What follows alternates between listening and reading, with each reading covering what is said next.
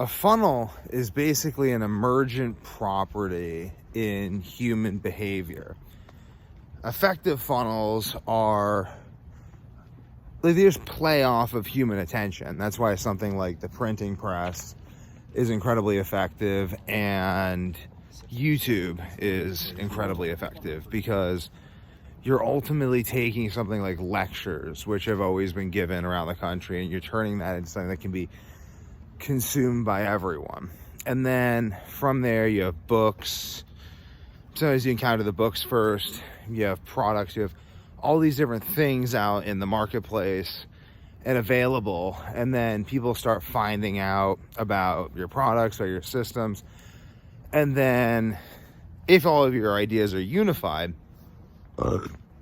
then you will end up seeing this kind of ripple effect. Like Ford took advantage of this with the automobile. He turned people's need for transportation into an entire industry. Highways, support systems for highways, support systems for the people who, that's such a quaint little street, they have little candles and stuff, but support systems for the families, the workers, and so on and so forth. That person just let me go. That was really nice. So ultimately, a funnel is really just this emergent property in human behavior, whereby people start off where they are and they end up at a different, more developed, more coherent place. Hopefully. I mean, sometimes you get people to join cults and stuff, and you have like funnels for like dissociate from your family, like come join my cult. I don't know, like stop talking to your family, they're not your real family, they're not really your family, like I don't know, like they don't really have your best interests in mind, they're deceiving you constantly with subliminal messaging, only I'll tell you the way, like just crazy stuff. Like that's something I have to watch out for with my kids, is like people contacting them over the internet to brainwash them about stuff. I mean, the school system's a brilliant funnel for the universities, because it's basically like, at least in New England, it's assumed you're going to go to the university, which honestly isn't bad, because if you don't have a coherent enough plan to resist, then maybe you should. But the universities themselves become a funnel for the large companies that are based out of New England, because it's like you bring all the people to New England for the universities, and then all the companies recruit out of here, and then so you end up with this huge pool that's kind of like, so then the United States even is another funnel. It's like all the countries in the world get the brain drain to the US because we have all the opportunity, and then all the opportunity, even, or at least like certain types of opportunity, percolate to like New England, like, or the Northeast megapolis, Texas, California, Florida, parts of the Midwest. Like you get like this concentration of wealth and resourcefulness and talent and focus and dedication. I'm not saying people aren't dedicated in other areas, but it's like you just have, like, it costs more money to live in certain areas, which just makes it more demanding mentally to live in those areas. You have to think of more ways to make money, because otherwise you can't afford to live in those areas. So then you network with other people in those areas, and you use the fact that like you're, like, it's just, it builds. Like you have like New York is this pinnacle of wealth of the Northeast megapolis and of Western civilization itself, and that's a very impressive thing. I mean, you have like this power of funnels even reflected in the ancient world. You have the pyramid itself is the funnel. It's the small people at the top, the small little gold cap at the top, and the wide base of slaves at the bottom, and all the intermediary steps in between serving as the funnel. So it's like in Egypt, it's like you just have, everyone's a slave to Pharaoh. Pharaoh owns everyone. And then like you have the more intelligent people qualify the other more intelligent qualified people to qualify them, to qualify them, to qualify them. It's just kind of this just giant bureaucratic hierarchy regulating everything, language itself, all the way up to Pharaoh, who is Ra incarnate. So, or Osiris incarnate, depending on, I think, your Pharaoh, New or Old Kingdom, or whatever. But this idea of the funnel, like Bruce Lee understood this with martial arts. Martial arts is really, I've like tried to recruit people to martial arts. It's really hard. You got to recruit people to martial arts from other sports, because you don't get, like, okay, this is how, like, jiu-jitsu does not exist without wrestling. You need a society with an active wrestling culture in order to have jiu-jitsu emerge as this incredibly dominant martial art. So, but for wrestling to be very effective, you need something like football. You need this incredibly dominant, strength-based culture where you have all these people in the football room coming into the wrestling room and giving the wrestlers a run for their money with all their mass. So the wrestlers have to be able to hold their own against that. That's kind of what wrestling is built on. And football draws from all these other sports, and all these other sports, again, have their different qualities they draw from. So, and they kind of like, they work in this way. Like, I remember I was like on the track team, I was like throwing shot put and stuff, and they were like, hey, come out and wrestle, see how you do. And I go and wrestle, I actually do pretty well. I was like, oh, okay. And so it's like, and then jiu-jitsu has that same thing. Like, the wrestlers, like only a small number of wrestlers go on and do jiu-jitsu, because jiu-jitsu is another thing. Judo has the same thing. Like, you're not going to get a very high quality of judo in a world without wrestling or jiu-jitsu, because it's like these things need, or like other martial arts even, like you need to have these things emerge against other things in order to make sense. Like, let's put it this way. So if everyone knows judo, I guess you still need like an outside. So Japan's still serving as like a funnel for all Asia in some sense. Let me try to articulate this. So you have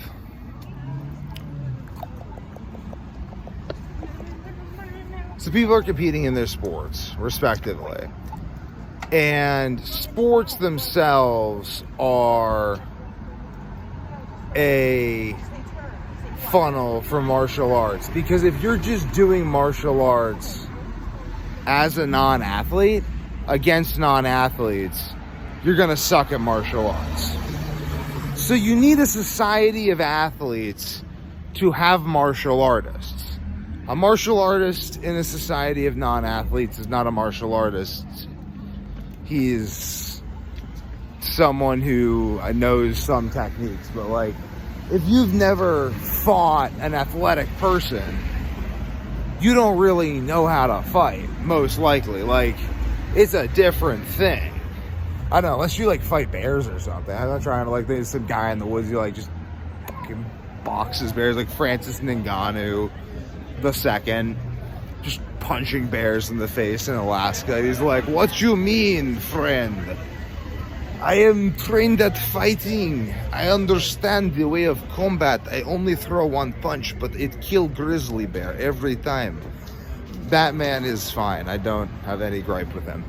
But the rest of us, unless you're like doing something that's similar to that in some capacity, then you don't really know how combat works, because the more athletic someone is, it's fucking terrifying. It's like big, strong. I mean, it's not when you have 10 years of experience under your belt and can deadlift over 550 pounds and can just like do tons of freak athletic stuff yourself, because you've trained to do that stuff for over a decade, but like over like almost 2 decades now. But like, if you haven't done that, even then, it's just like the big people. Like, it's just like some people, it's like, geez Louise, that's why I train. Like, I don't want to rely on the gun. You shoot them like multiple times, they just they just kind of like spit the bullets out and keep coming at you. You got to like understand to like get behind them, get angles,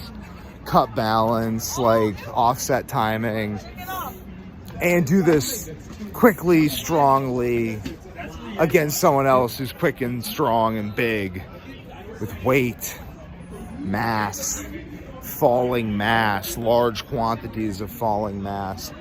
So again, this is how combat sports serves as the apex of a funnel. And then even combat sports itself, you have like those who compete in jiu-jitsu competitions and then those who are dedicated to it. So you have this very, very consistent funnel phenomenon going on in every single environment and creative realm.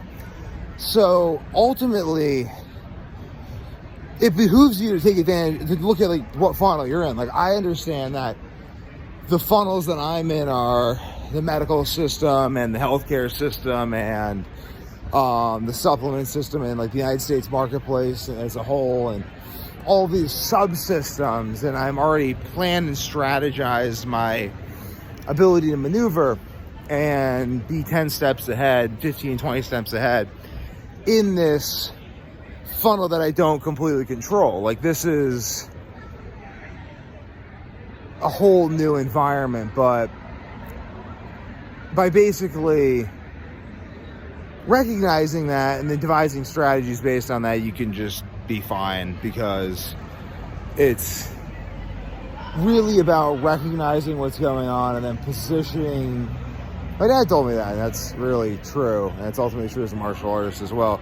It's not about fighting what's going on, it's about recognizing what's going on and then positioning yourself to benefit from that, regardless of the outcome, because you can't really control what's happening. Like, I can't. To those who have everything, more will be given. From those who have nothing, even the little they have will be taken from them. That's Matthew. So, what can you do about it? The word, the Logos himself says that reality is a funnel. It's a funnel. So I say take your place in the funnel. I say make use of it, make merry of it, give others credit where credit is due, give others the opportunity to make money and profit where they can, and take your place in the funnel and position yourself in your own ecosystem properly, because that's where you're well positioned. It doesn't really behoove you to go outside go explore. Always go explore, but don't go, like, do whatever you want. But I think it's a good idea to ultimately say, okay, well, since I'm already part of this funnel system involves my family, my extended family.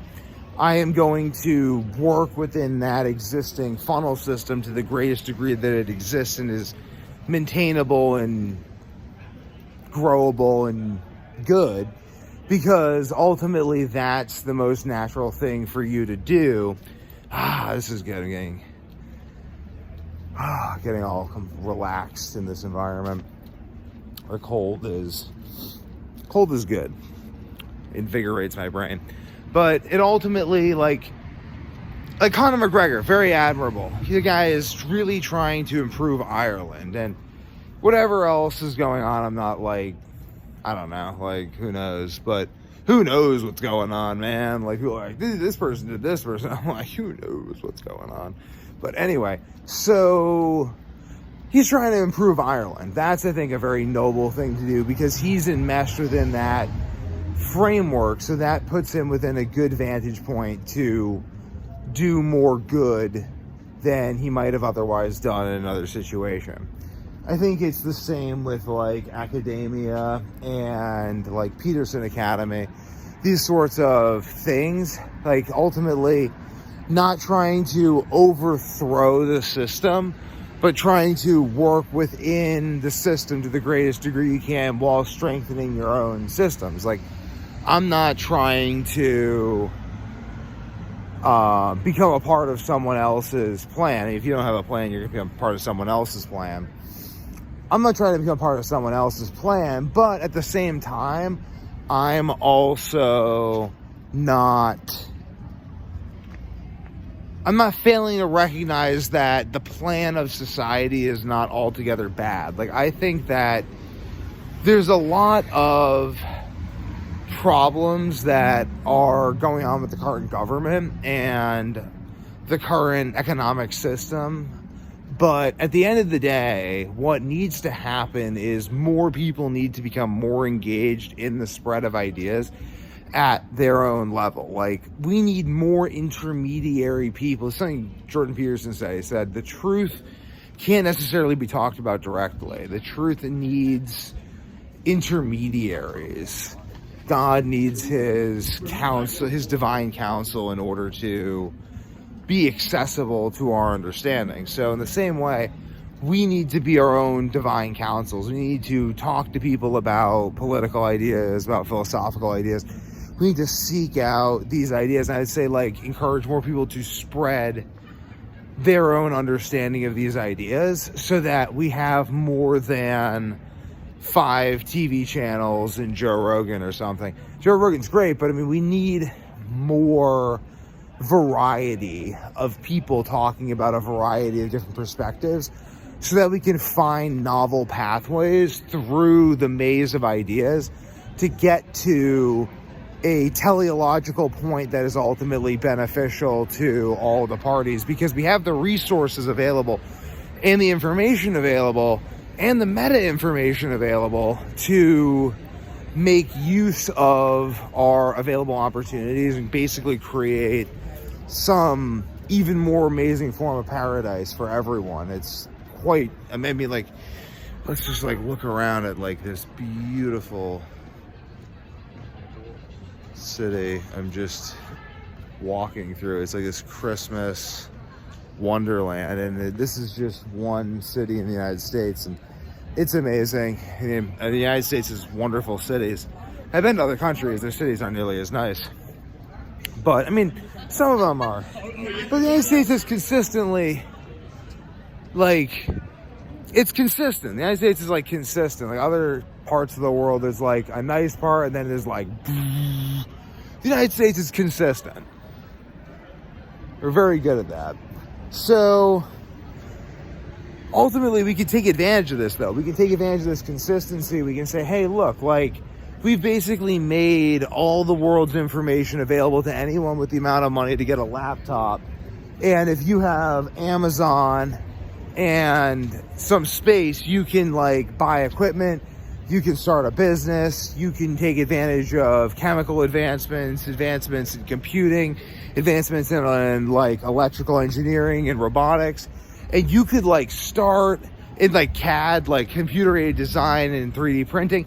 You can start your own enterprise. You can start your own podcast. You can start your own little thing that is niche and nestled within this funnel system I'm talking about, this society.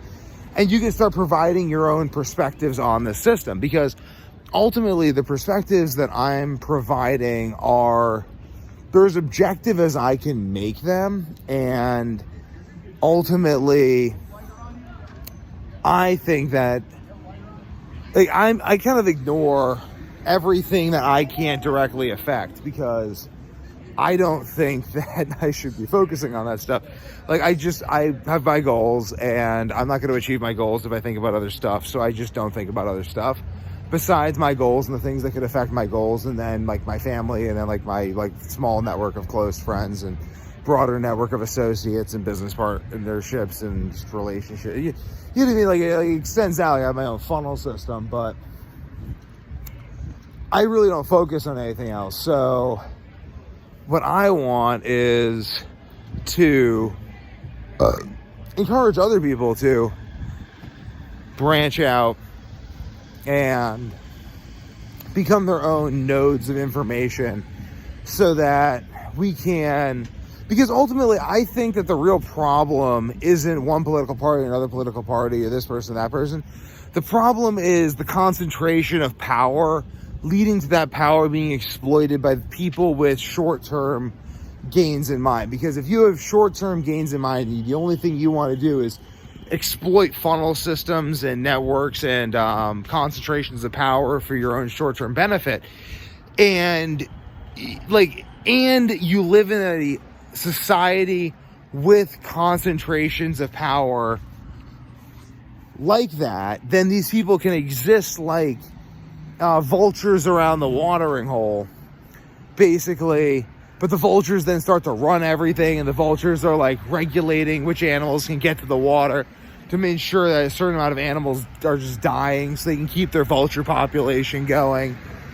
But the reason that happens is ultimately because there aren't enough. In that situation, there's limited watering holes. I guess in this situation, there are limited watering holes too. But I guess the problem is in both situations, like, you need to have tighter networks. You need to have your own systems. Like, it shouldn't be like, oh, I guess inflation went up, so now everything's messed up and we can't afford the food we need to be healthy. So, or we can't afford to like educate ourselves in the way we need to, or we can't afford, like, you know what I mean? Like, oh, transportation or whatever. Like, because ultimately, like, the more people work together, the more they can use their understanding to become better informed as to the rules and opportunities available within their present environment, which will lead to a dispersal of power within itself. And that alone will make the world a better place. It's not laws or rules or anything that keeps evil in check. It's only more competent, good people with the exact same skill set. Done.